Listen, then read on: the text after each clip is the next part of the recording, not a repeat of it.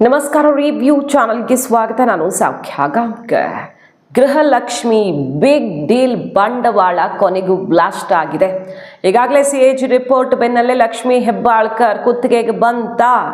ಲಕ್ಷ್ಮಿ ಹೆಬ್ಬಾಳ್ಕರ್ ಕೈ ಮೀರಿ ಇದೆಲ್ಲ ನಡೆದಿದ್ದು ಹೆಂಗೆ ರಿಪೋರ್ಟ್ ನೋಡಿದ್ರಿ ನೀವು.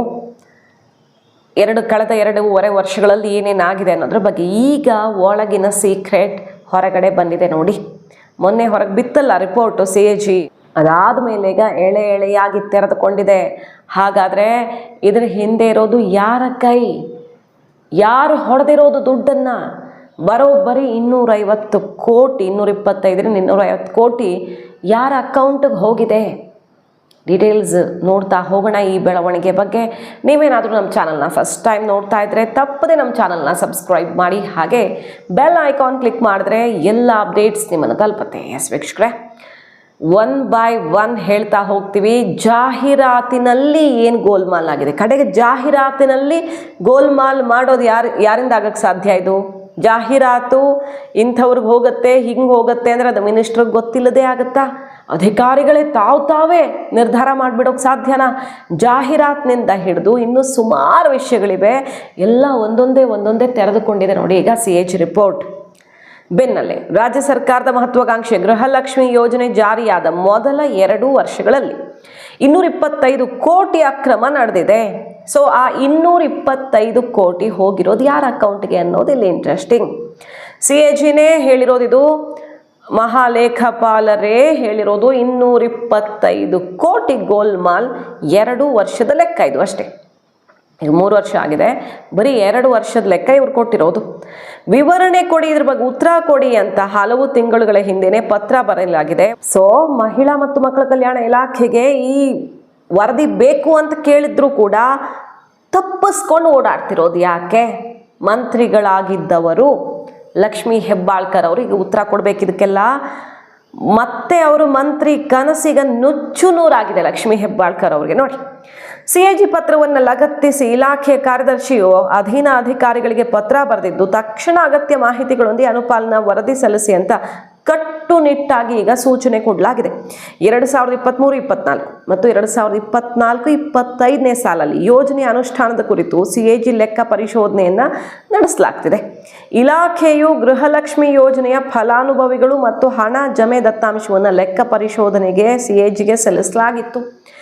ಡೇಟಾ ಡಂಪ್ ತಂತ್ರಾಂಶ ಬಳಸಿಕೊಂಡು CAG ದತ್ತಾಂಶಗಳನ್ನು ಪ್ರಾಥಮಿಕ ಪರಿಶೋಧನೆ ನಡೆಸಿತ್ತು. ಈ ಹಂತದಲ್ಲಿ ಅಕ್ರಮ ತೆರೆದುಕೊಂಡಿರೋದು ಅಂದರೆ ಅಂತಿಂಥದ್ದಲ್ಲ, ಬ್ರಹ್ಮಾಂಡ ಭ್ರಷ್ಟಾಚಾರ.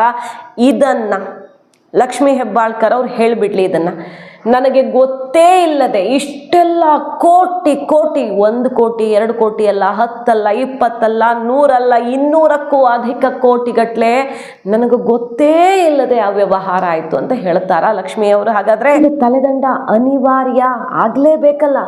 ಯಾರಿದಕ್ಕೆ ಕಾರಣ ಅಂತ ಇಷ್ಟು ದೊಡ್ಡ ಸ್ಫೋಟಕ್ಕೆ ಸಾಕ್ಷಿ ಹೊರಗಡೆ ಬಿದ್ದಿದೆ.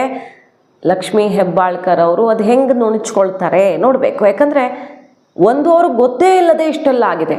ಹಾಗಾದರೂ ಅವ್ರದ್ದೇ ಫೇಲ್ಯೂರು ಇಲ್ಲ, ಅವ್ರಿಗೆ ಗೊತ್ತಿದ್ದೇ ಇಷ್ಟೆಲ್ಲ ನಡೆದಿದೆ. ಇದು ಎರಡರಲ್ಲಿ ಯಾವ್ದು ಸತ್ಯ ಅನ್ನೋದು ಬರಬೇಕಲ್ವಾ? ಈಗ ಹೊರಗಡೆ ಬಂದಿದೆ ನೋಡಿ ಸಾಕಷ್ಟು ವಿಚಾರಗಳು. ಯೋಜನೆ ಆರಂಭವಾದಾಗಿಂದ ಲೆಕ್ಕ ಪರಿಶೋಧನೆಗೆ ಆಯ್ಕೆ ಮಾಡಿಕೊಂಡ ಅವಧಿಯಲ್ಲಿ ಒಟ್ಟು 2.88 ಲಕ್ಷ ಫಲಾನುಭವಿಗಳು ಮೃತಪಟ್ಟಿದ್ದಾರೆ ಅನ್ನೋದು ಕೂಡ ಗೊತ್ತಾಗ್ತಿದೆ. 1.08 ಲಕ್ಷ ಮೃತ ಫಲಾನುಭವಿಗಳ ಖಾತೆಗೆ ಜಮಾ ಮಾಡಿರುವ ಮೊತ್ತ 116 ಕೋಟಿ ರೂಪಾಯಿ.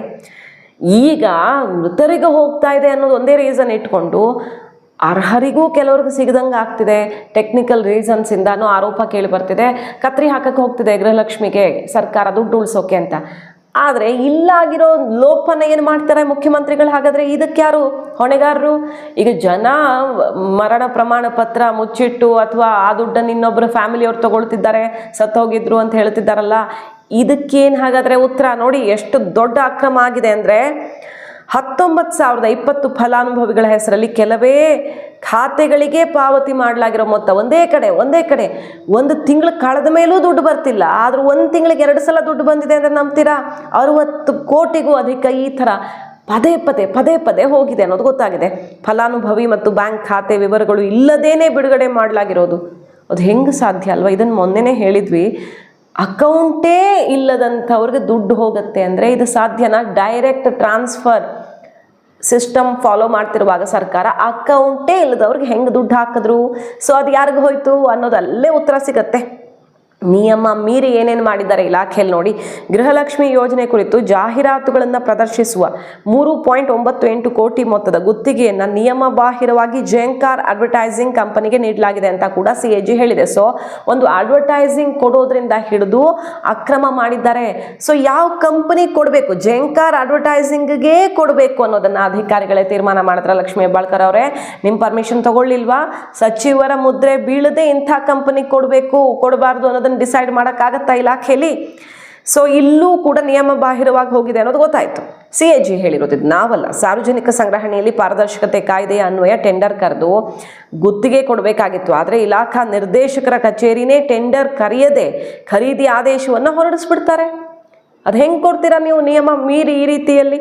ಜಿಲ್ಲಾ ಹಂತದಲ್ಲಿ ಹೋರ್ಡಿಂಗ್ಗಳನ್ನು ಹಾಕೋದಕ್ಕೆ 2.25 ಕೋಟಿ ಮೊತ್ತದ ಮತ್ತು ಮಾಲ್ಗಳಲ್ಲಿ ಜಾಹೀರಾತು ಹಾಕೋದಕ್ಕೆ 1.25 ಕೋಟಿ ಮೊತ್ತದ ಗುತ್ತಿಗೆ ಕೊಡಲಾಗಿದೆ. ಈ ಮೂಲಕ ಅಕ್ರಮ ಪರೋಕ್ಷವಾಗಿ ಅಥವಾ ಸಂಚಿಂದ ಅಲ್ಲ, ಓಪನ್ ಆಗಿ ಮಾಡಿದ್ದಾರೆ.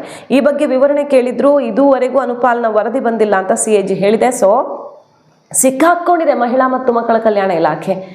ಈಗ ಏನೋ ಒಂದು ಸಮಜಾಯಿಷಿ ಕೊಟ್ಟು ಅದನ್ನು ಸಮರ್ಥನೆ ಮಾಡ್ಕೊಳ್ಳೋ ಪರಿಸ್ಥಿತಿಯಲ್ಲಿ ಕೂಡ ಇಲ್ಲ. ಆ ರೀತಿಯಲ್ಲಿ ಸಿಕ್ಕಾಕೊಂಡ ಇಲಾಖೆ. ಸಚಿವೆಯಾಗಿದ್ದ ಲಕ್ಷ್ಮೀ ಹೆಬ್ಬಾಳ್ಕರ್ ಅವ್ರಿಗೆ ಇನ್ನು ಸಚಿವ ಸ್ಥಾನದ ಕನಸು ಕಾಣೋದಿರಲಿ. ಎಷ್ಟು ಮುಜುಗರ ಆಗಿದೆ ಕಾಂಗ್ರೆಸ್ಗೆ ಈ ಬೆಳವಣಿಗೆಯಿಂದ ಅಂದರೆ, ಬೆಳಗಾವಿಲಿ ಕಾಂಪಿಟೇಷನ್ ಇತ್ತು, ಈಗ ಬೇರೆಯವರೆಲ್ಲ ಖುಷಿ ಪಡ್ತಿರ್ತಾರೆ ಲಕ್ಷ್ಮಣ ಸವದಿ ಅವ್ರದ್ದು ಇವ್ರದ್ದೆಲ್ಲ ದಾರಿ ಕ್ಲಿಯರ್ ಆಯಿತು ಅಂತ. ಯಾಕಂದರೆ ಲಕ್ಷ್ಮೀ ಹೆಬ್ಬಾಳ್ಕರ್ ಅವ್ರಿಗೆ ಭಾರಿ ಶಾಕ್ ಇದು. ಇಷ್ಟು ದೊಡ್ಡ ಅಕ್ರಮ ಅವರು ಮಿನಿಸ್ಟರ್ ಆಗಿದ್ದಾಗ ಅವರ ಇಲಾಖೆಯಲ್ಲಿ ನಡೆದಿರೋದು. ಬೆಂಗಳೂರಿನ ರಾಜಾಜಿನಗರದಲ್ಲಿ ಈ ಕಂಪನಿ ತನ್ನ ಕೇಂದ್ರ ಕಚೇರಿಯನ್ನು ಹೊಂದಿದೆ. ಇಷ್ಟೆಲ್ಲ ಅಕ್ರಮ ಆ ಕಂಪನಿ ಜೊತೆಗೆ ಸೇರಿಕೊಂಡು ಮಾಡಿದ್ದು ಯಾರು ಹಾಗಾದರೆ ಅನ್ನೋದಕ್ಕೆ ಇದುವರೆಗೂ ಉತ್ತರ ಸಿಕ್ಕಿಲ್ಲ. ಸೊ ಏನು ನಡೆದಿದೆ ಲಕ್ಷ್ಮೀ ಹೆಬ್ಬಾಳ್ಕರ್ ಅವ್ರ ಇಲಾಖೆಯಲ್ಲಿ? ಬಂಡವಾಳ 225 ಕೋಟಿ ಎಲ್ಲಿಗೆ ಹೋಯಿತು ಅನ್ನೋದು ಎಲ್ಲ ಈಗ ಒಂದೊಂದೇ ರಿವೀಲ್ ಆಗ್ತಾ ಇದೆ ನೋಡಿ. ರಾಜ್ಯ ಸರ್ಕಾರದ ಮಹತ್ವಾಕಾಂಕ್ಷಿ ಯೋಜನೆಯಲ್ಲಿ ಈಗ ನೋಡಿ ಎಷ್ಟೆಲ್ಲ ಲೋಪಗಳು ಅಂದರೆ, 8,995 ಖಾತೆಗಳಿಗೆ ಪದೇ ಹಣ ಹೆಂಗೆ ಹೋಗುತ್ತೆ? ಅದೇ ಖಾತೆಗಳಿಗೆ ಪದೇ ದುಡ್ಡು ಹೆಂಗೆ ಹಾಕ್ತೀರಾ? ಇದನ್ನು ಅಧಿಕಾರಿಗಳು ತಾವಾಗೇ ಮಾಡಿಬಿಡ್ತಾರಾ?